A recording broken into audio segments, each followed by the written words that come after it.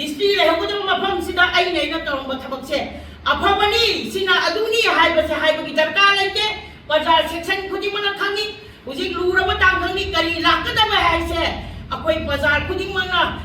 वाखनसे थमोइसे लैताबम खंगना लैबा बाजार अमा खांगी अमदी लिरिक गेमदा लैबा मियाम सिगी थमोइसिना हिंगबदी लाइफ द जीरो की लाइफ द अवाबगी सैना खांगना लैबा खुदिमकसे मणिपुर गवर्नमेंट कई तौबीगदे कई पीरगा फगदगे मोगी सेमिनार तुंगी मसा मसु मैम जी कमाइना सेमिगदे हाइबगी वाखललोन पुथोगा पुनमकसे अवाब पुनमसि कोंगना होनबिउ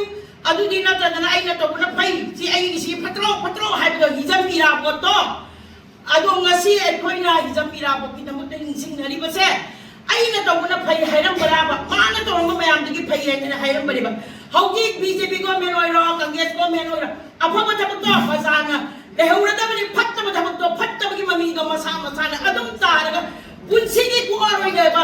मणिपुर की इतिहास ता कुआरो हैबसे गवर्नमेंट पाइबा इंडिया गवर्नमेंट अगर मणिपुर गवर्नमेंट अगर पाइबा खुदिमना खंबियो अखोई बाजार की मई से सागलाबा बाजार की खोलाउदी ईश्वर की खोलाउनी हाइदि बाजार की खोलाउसु सागलाबा तरुक्तारगनी अफब थबक ओइरदि फै